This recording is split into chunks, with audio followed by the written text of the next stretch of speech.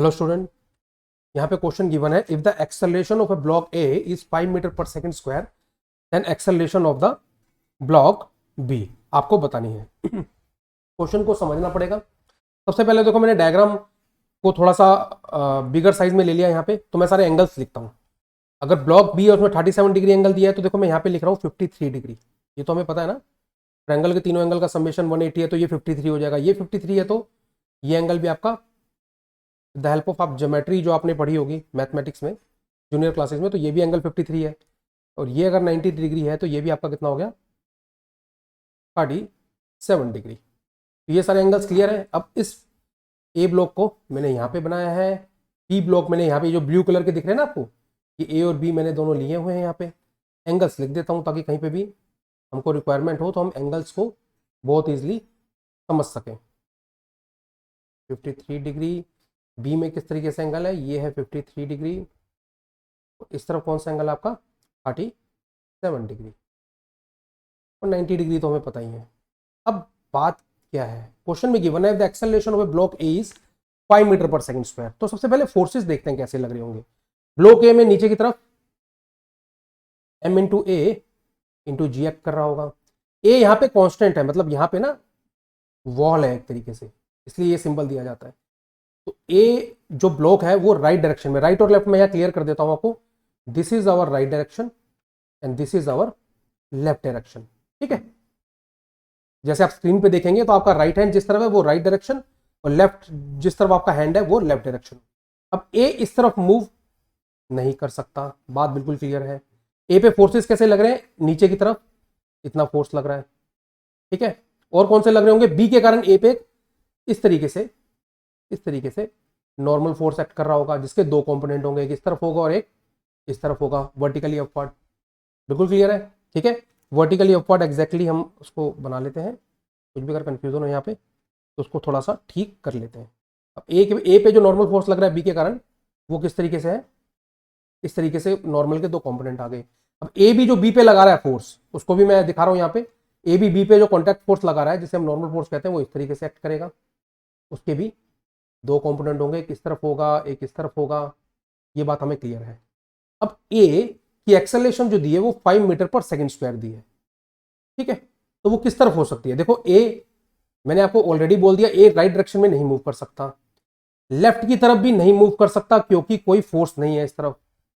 Upward move कर नहीं सकता क्योंकि नॉर्मल फोर्स का जो कंपोनेंट है ना, यहाँ पे जो नॉर्मल फोर्स का कंपोनेंट है ये वाला, ये m इंटू ए इंटू जी से ज्यादा नहीं होगा। तो यानी कि ए की पॉसिबिलिटी क्या है, डायग्राम में मैं हाईलाइट कर रहा हूं, ए की पॉसिबिलिटी है एग्जैक्टली वर्टिकली डाउनवर्ड मूव करने की। और वो कितनी एक्सेलरेशन दी हुई है, 5 मीटर पर सेकंड स्क्वायर। बात क्लियर है। जब ए आपका exactly downward 5 metre per second square से आ रहा है तो इस एक्सेलरेशन के मैं दो कंपोनेंट लूंगा, एक लूंगा अलोंग द सरफेस और एक लूंगा परपेंडिकुलर टू द सरफेस, इस तरीके से। तो 5 मीटर पर सेकंड स्क्वायर के जो दो कंपोनेंट मैं लूंगा यहाँ पे, उसके लिए हमको क्या सोचना पड़ेगा, के लिए हमको एंगल सोचना पड़ेगा। तो अगर ये 53 डिग्री था तो ये भी आपका 53 डिग्री होगा। और इस तरफ एक्सेलरेशन का कितना कंपोनेंट आ जाएगा, 5 cos 53 डिग्री। और सरफेस के एग्जैक्टली परपेंडिकुलर वो सरफेस जो बी के साथ कॉन्टेक्ट में है ना, उसके एक और कंपोनेंट कितना आ जाएगा एक्सेलरेशन का, देखिए ये 5 है, इसका एक कंपोनेंट इधर आ गया और एक इधर आ जाएगा 5 sin 53 डिग्री। ये बात क्लियर है। ठीक है, तो ये बात क्लियर है कि जो ए की एक्सेलरेशन डाउनवर्ड है 5, उसका परपेंडिकुलर टू द सरफेस जो कंपोनेंट आ रहा है वो कितना है, 5 sin 53 डिग्री। ये बच्चे हमारे लिए बहुत काम का कंपोनेंट है। अब बात करते हैं बी की, इसकी बात करेंगे बी की। यहां जो ये वाला डायग्राम है इसको नोटिस करो आप, बी इस तरफ मूव नहीं कर सकता, मैं बी की बात कर रहा हूं, बी इस तरफ मूव नहीं कर सकता, बी डाउनवर्ड भी मूव नहीं कर सकता, बी अपवर्ड भी मूव नहीं कर सकता क्योंकि अपवर्ड कोई फोर्स नहीं है। बी पे देखो ना, बी पे क्या हो रहा है, बी पे नॉर्मल का कंपोनेंट नीचे की तरफ लग रहा है, बी का जो ब्लू वाला डायग्राम है वो देखो नीचे की तरफ लग रहा है। बी पे नीचे की तरफ एम बी इंटू जी लग रहा होगा, यहां से कुछ नॉर्मल मिल रहा होगा, वो सब ठीक है, कोई इशू नहीं है। बट बात यह है कि बी की किसी भी तरफ मूवमेंट नहीं दिख रही, बस एक ही डायरेक्शन में मूवमेंट दिख रही है। वो डायरेक्शन कौन सी है, मैं आपको एग्जैक्टली हाईलाइट करके बता रहा हूं, ध्यान से देखिए। बी ए की तरफ मूव कर सकता है इस तरफ, है ना, लेफ्ट डायरेक्शन में मूव कर सकता है। बी किस तरफ मूव कर सकता है, लेफ्ट डायरेक्शन में। ये बात हमें क्लियर है। अगर बी लेफ्ट डायरेक्शन में मूव कर सकता है तो उस एक्सेलरेशन को हम क्या मान लेते हैं, एक्सेलरेशन ऑफ बी मान लेते हैं। ये भी बात क्लियर है। इसको हमने क्या कंसिडर कर लिया, एक्सेलरेशन ऑफ बी। अब मैं क्या करने वाला हूं, ध्यान से देखो, मैं थोड़ा सा इरेज करता हूं आपको समझाने के लिए, मैंने ये सब कंसिडर किया था। अब ये सारे फोर्सेस मैं हटाता हूं यहां से, और जो मेन हमारा पॉइंट है यहाँ पे उसकी मैं बात करता हूं।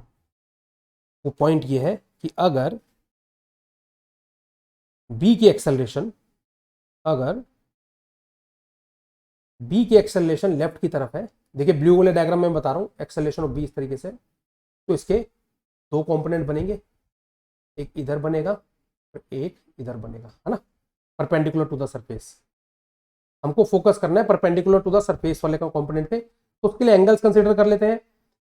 स्टूडेंट्स ये एंगल कितना होगा हमारा, ये अगर 53 है, ये अगर 53 है, ठीक है, तो ये एंगल कितना हो जाएगा 37 डिग्री। तो ये वाला जो एंगल है मैं डार्क कर रहा हूं यहाँ पे, ये कितना हो जाएगा 53 डिग्री। तो एक्सेलरेशन ऑफ बी का जो component perpendicular to the surface आएगा वो आएगा ए बी, कितना आ जाएगा ए बी कॉस 53। बात क्लियर है। अब यहाँ पे एक कॉन्सेप्ट आता है, इस तरीके का जो वेज कॉन्स्टेंट्स होते हैं इनको हम क्या बोलते हैं, वेज कॉन्स्टेंट्स होते हैं, ठीक है। इस केस में क्या होता है कि relative acceleration of contact surfaces, ठीक है, relative acceleration of the contact surfaces perpendicular to the surfaces, perpendicular to the surfaces is 0। इसका मतलब क्या है स्टूडेंट, अब आप बोलोगे सर इसका मीनिंग क्या है। इसका मीनिंग ये है कि अगर ये दोनों ब्लॉक हमेशा कांटेक्ट में रहने ही चाहिए, अगर ये दोनों कांटेक्ट में रहेंगे तो जो ए ब्लॉक की एक्सेलरेशन थी परपेंडिकुलर उसके जो सरफेस है उस पे जो एक्सेलरेशन का परपेंडिकुलर कंपोनेंट था दैट इज 5 sin 53, है ना, this should be equal to B का कितना परपेंडिकुलर कंपोनेंट आ रहा है सरफेस के, ए बी कॉस 53। तो इनको हम इक्वल कर देंगे 5 sin 53 equal to acceleration of B तो लेफ्ट की तरफ है इक्वल टू कॉस 53। तो बी की एक्सेलरेशन कितनी आ जाएगी 5 sin 53 divided by cos 53 degree. अब इसको हम किस तरीके से लिख सकते हैं, sin 53 की वैल्यू पुट करेंगे, cos 53 की वैल्यू पुट कर देंगे। तो sin 53 कितना होता है आपका 4/5 और cos 53 होता है आपका 3/5।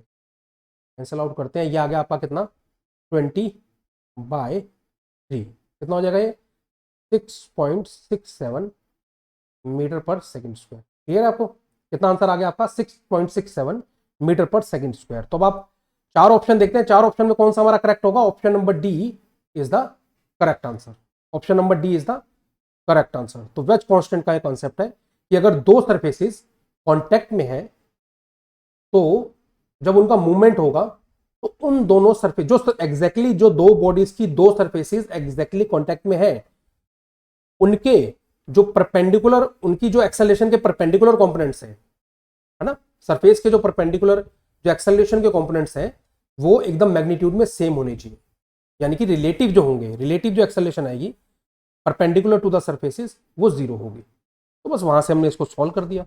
बाकी डिटेल में आप ये कॉन्सेप्ट पढ़ भी सकते हैं, वहां से आपको बेटर क्लियर हो जाएगा। तो I hope I have answered your question. Thank you.